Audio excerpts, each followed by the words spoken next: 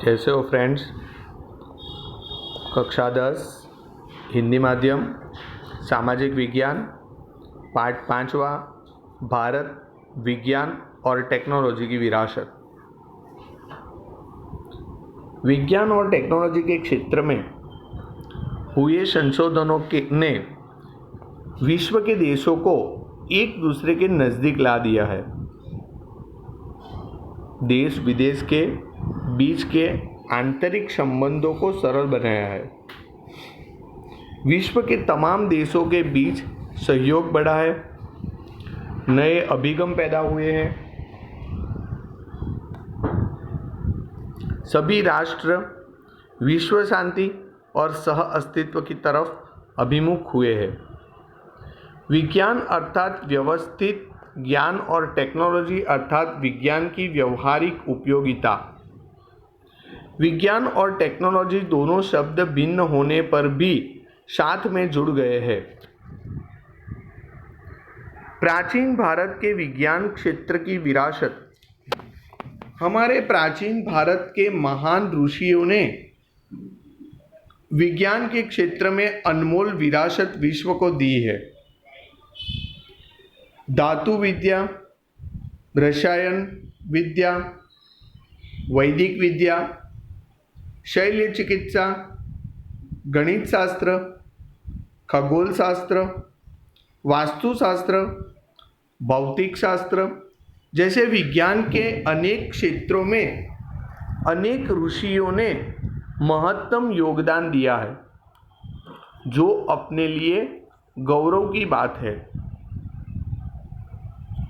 भारत ने मात्र साहित्य, कला, धर्म, शिक्षा और तत्व चिंतन जैसे क्षेत्रों में ही योगदान नहीं दिया, बल्कि विविध विज्ञान और टेक्नोलॉजी के क्षेत्र में भी अपना श्रेष्ठ योगदान दिया है।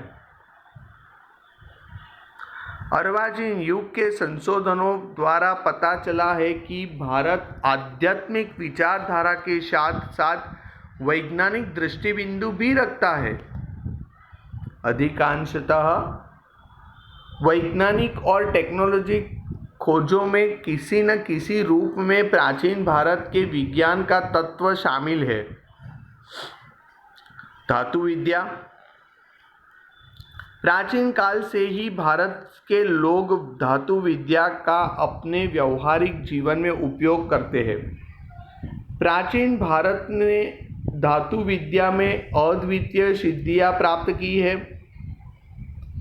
इसके उदाहरण स्वरूप सिंधुकालीन संस्कृति में से मिली धातु की नर्तकी की प्रतिमा, तक्षशिला में से प्राप्त हुए कुषाण राजाओं के समय की भगवान बुद्ध की प्रतिमाएं, चोल राजाओं के समय में तैयार धातु शिल्प, चेन्नई के संग्रहालय में सुरक्षित अंतर्राष्ट्रीय व्याख्याति प्राप्त नृत्य कला के उत्कृष्ट उदाहरण स्वरूप महादेव नटराज का शिल्प तथा धनुर्धारी राम का शिल्प, कलात्मक देवी देवता, पशु पक्षी तथा सुपारी काटने का सरोता, जो हिंदी गुजराती में हम बोलते हैं सूड़ी, वो हिंदी में शब्द आता है सरोता।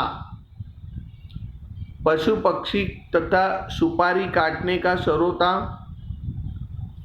आदि को गिनाया जा सकता है। ये सभी महत्वपूर्ण स्थान रखते हैं। ये धातु शिल्प बनाने की परंपरा 10वीं और 11वीं सदी से शुरू हुई थी। रसायन विद्या। रसायन एक प्रयोगात्मक विज्ञान है। यह विद्या विविध खनिजों, पौधों, कृषि के लिए बीज, विविध धातु के निर्माण या उसमें परिवर्तन तथा स्वास्थ्य की दृष्टि से जरूरी औषधियों के निर्माण में उपयोगी है। रसायन शास्त्रियों में नालंदा विद्यापीठ के बौद्ध आचार्य नागार्जुन को भारतीय रसायन शास्त्र का आचार्य माना जाता है। ये परीक्षा में 1 मार्क्स में ऐसा सवाल आ सकता है।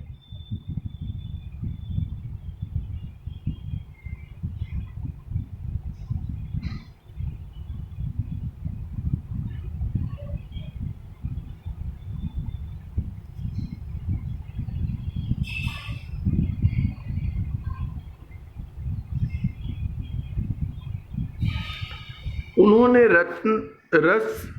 रत्नाकर और आरोग्य मंजरी जैसे ग्रंथ लिखे हैं।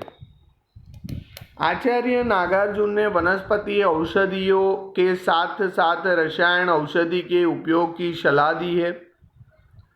पारे की भस्म करके औषधि के रूप में उपयोग करने में प्रयोग की शुरुआत उन्हीं से मानी जाती है। नालंदा विद्यापीठ में रसायन विद्या के अध्ययन और संशोधन के लिए अलग रसायनशाला और भट्टियां थी। रसायन शास्त्र में के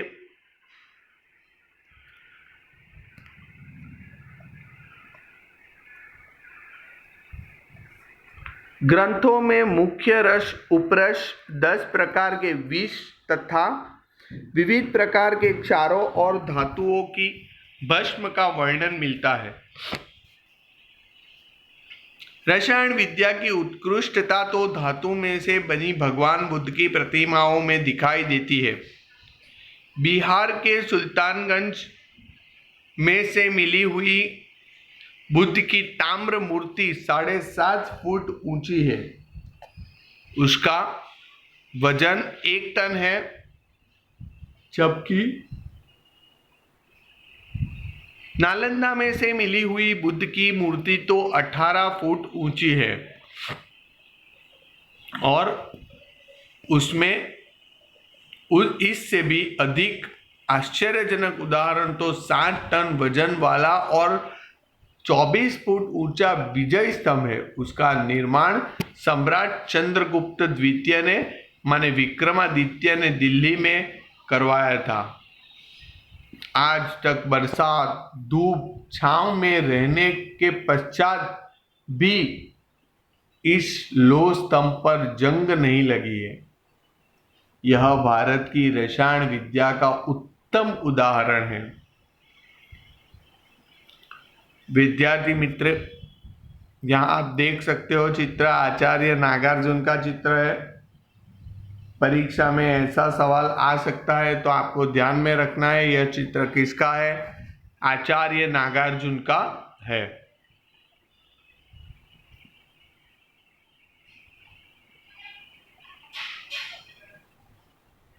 वैदिक विद्या, शल्य चिकित्सा। प्राचीन काल से भारत ने वैदिक विद्या और शल्य चिकित्सा के क्षेत्र में अभूतपूर्व सिद्धि प्राप्त की है। भारतीय वैदिक शास्त्र के महान प्रणेता महर्षि चरक, महर्षि सुश्रुत तथा वाग्भट ने अपने संशोधनों से वैदिक शास्त्र में उच्चतम शिखर प्राप्त किया है। महर्षि चरक ने चरक संहिता नामक ग्रंथ में 2000 से भी अधिक वनस्पतियों औषधियों का वर्णन किया है। महर्षि सुश्रुत ने सुश्रुत संहिता में शल्य चिकित्सा के ऐसे धारदार साधनों का उल्लेख किया है कि जिससे सिर के बालों को खड़ा चीर कर 2 भागों कर सकते हैं।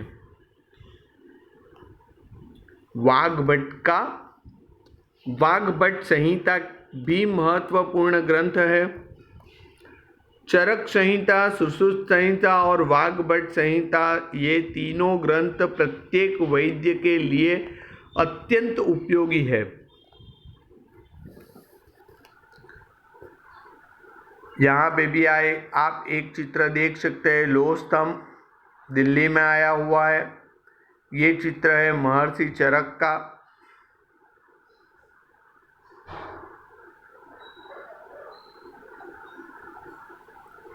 और यहाँ पे ये चित्र दिखाई दे रहा है वो महर्षि सुश्रुत का है। प्राचीन भारत के हिंदुओं के औषधि शास्त्र में खनिज, वनस्पति और प्राणी औषधियों का विशाल संग्रह शामिल है। दवा बनाने की बारीक विधियों के साथ दवाओं का वर्गीकरण तथा दवा के उपयोग हेतु सूचनाएं दी गई है। वे प्याले के आकार का पट्टा बांधकर खून का परिभ्रमण रोककर शल्य चिकित्सा कर सकते थे। पेड़ू, मूत्राशय, हार्निया, मोतिया, पथरी, बगंदर आदि की शल्य चिकित्सा कर सकते हैं। टूटी हड्डियों को व्यवस्थित कर सकते थे और शरीर में प्रविष्ट बाहरी पदार्थ को कुशलतापूर्वक बाहर निकाल सकते थे। टूटे हुए कान या नाक की चिकित्सा और प्लास्टिक सर्जरी भी जानते थे। मोम के पुतले या मृत शरीर का शल्य चिकित्सा द्वारा विद्यार्थियों को प्रत्यक्ष ज्ञान भी देते थे। प्रसूति के समय के कठिन ऑपरेशन से भी वे हिचकिचाते नहीं थे। इसी तरह वे स्त्री और बाल रोग के विशेषज्ञ भी थे। वे रोगों के कारणों और चिन्हों का वर्गीकरण करके उसका निदान करते थे।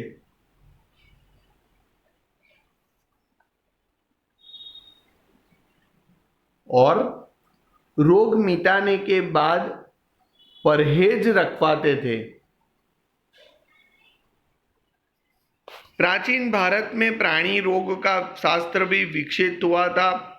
अश्व माने घोड़ा तथा हस्ती हाथी के रोगों पर ग्रंथ लिखे गए थे, जिसमें हस्ती आयुर्वेद तथा शालिहोत्र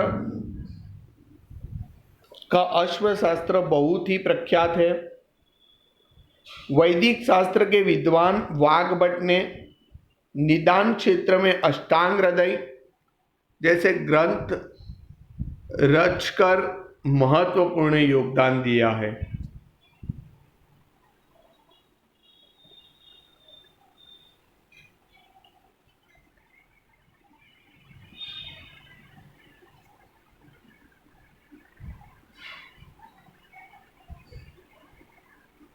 गणित शास्त्र, गणित के संपूर्ण दुनिया का व्यवहार चलता है।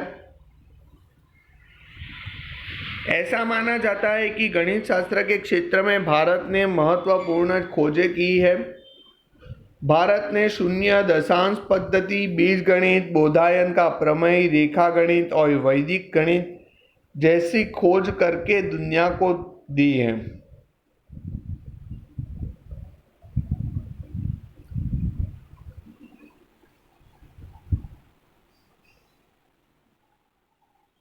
शून्य की खोज आर्यभट्ट ने की।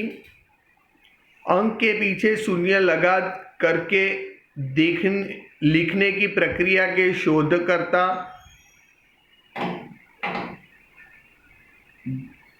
कृच्छ्रमद नामक ऋषि थे। प्राचीन भारत के गणितज्ञों ने एक के बाद 53 शून्य लगाने से बनने वाली संख्याओं के नाम निर्धारित किए हैं। मोहनजोदड़ो और हड़प्पा के अवशेषों में तोल माप और साधनों में दशांश पद्धति देखने को मिली है। भास्कराचार्य ने ईस्वी सन 1150 में लीलावती गणित और बीजगणित नामक ग्रंथ लिखे। उन्होंने जोड़ और घटाव का भी संशोधन किया। ब्रह्मगुप्त ने समीकरण के प्रकार बताए थे। बोधायन प्रमेय माने त्रिकोणमितीय, आप संपत स्तंभ ने शुल्ब सूत्रों ने ईस्वी सन 800 पूर्व विविध वैदिक यज्ञों के लिए आवश्यक विविध वेदियों के अनुपात निश्चित किए हैं। इसमें भी इस सिद्धांत का विश्लेषण है। आर्यभट्ट ने आर्यभट्टियम ग्रंथ में पाई की कीमत 22 सप्तमांश या फिर 3.14 जितनी होती है उसका उल्लेख है। उन्होंने प्रतिपादित किया है कि गोले की परिघ और व्यास के अनुपात को दर्शाने वाला अचलांक पाई है। भाग की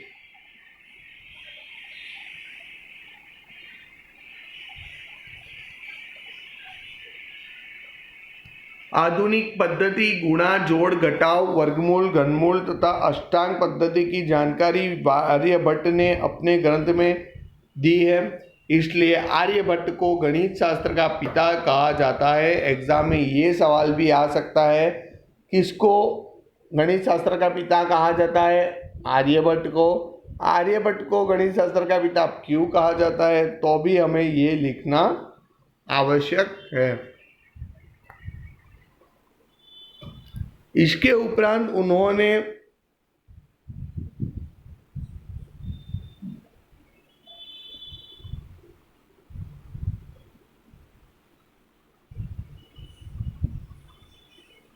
दस गीटी का आर्यभट्टियम जैसे ग्रंथ लिखे थे। आर्य सिद्धांत में ज्योतिष शास्त्र के मूल सिद्धांतों का संक्षेप में वर्णन किया गया है। गणित, अंकगणित और रेखा गणित के मूलभूत प्रश्नों का समाधान खोजा है। इसके उपरांत गणित शास्त्र के भिन्न भिन्न पहलुओं की चर्चा अनेक विद्वानों ने अपने ग्रंथों में की है।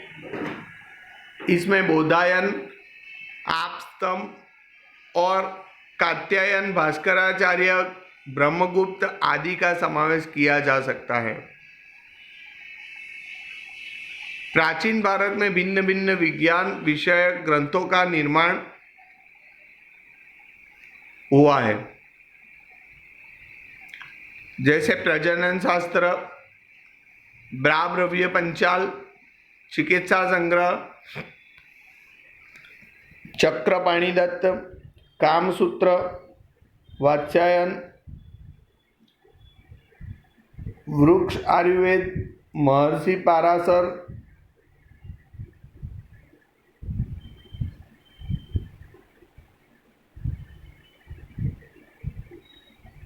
योग शास्त्र, महामुनि पतंजलि, यंत्र सर्वस्व, महर्षि भारद्वाज, कालगणना, शकमुनि।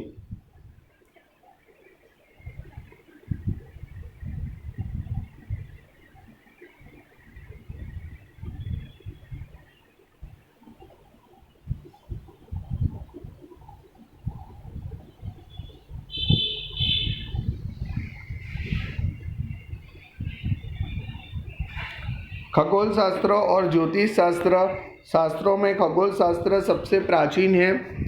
खगोल शास्त्र में संबंधित कई ग्रंथ भारत में लिखे गए हैं।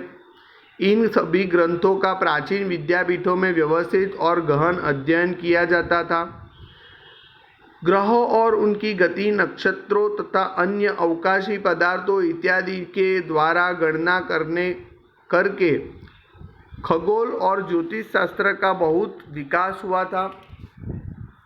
विशेष करके ग्रहों के आधार पर फल अनुसार ज्योतिष फलित किया जाता था, जिसके नाम पर से भारत के प्रथम उपग्रह का नाम आर्यभट्ट रखा गया।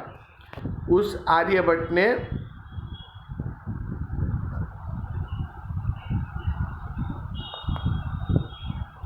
खगोल विज्ञान के क्षेत्र में महत्वपूर्ण योगदान दिया है।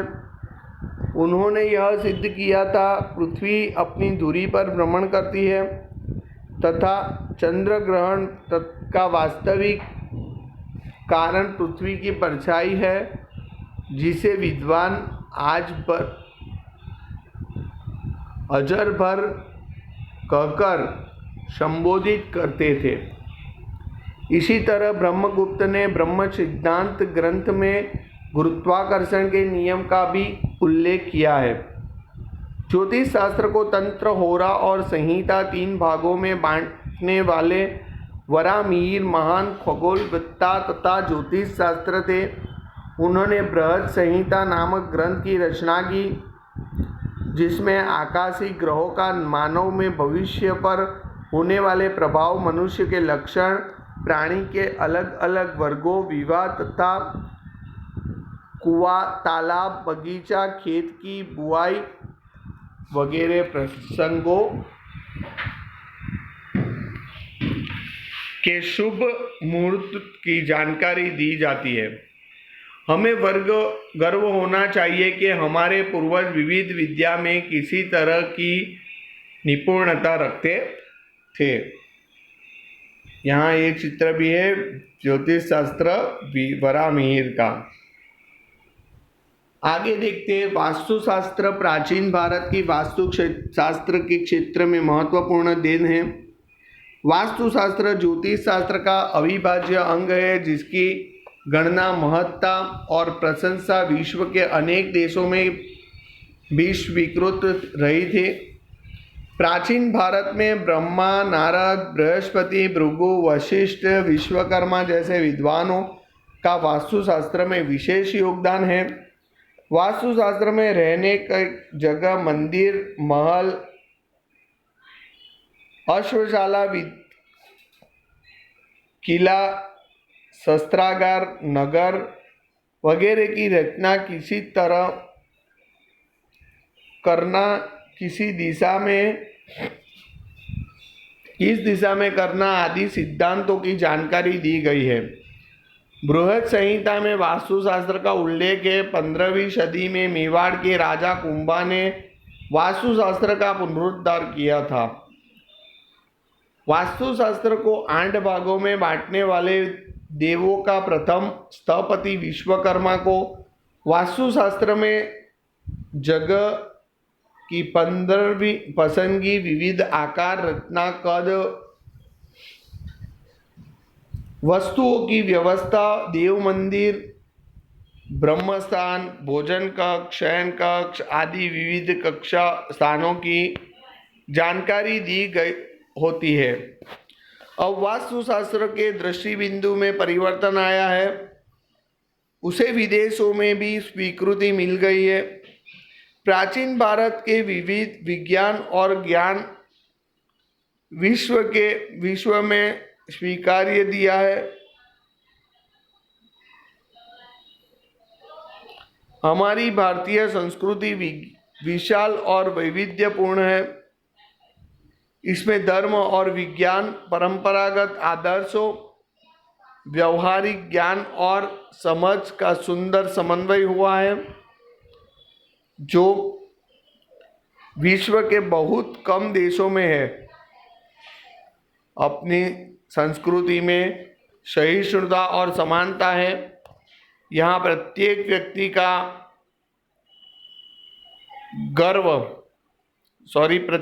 का धर्म, जीवन पद्धति तथा मूल्यों में वैविध्य होने पर भी अपने देशों में एकता का दर्शन होता है। विविधता में एकता भारतीय संस्कृति का मूलभूत लक्षण है, इसे भूलना नहीं चाहिए। विद्यार्थी मित्र, यहाँ पे अभ्यास स्वाध्याय है, तो ये स्वाध्याय आपको खत्म करना जरूरी है। Thank you.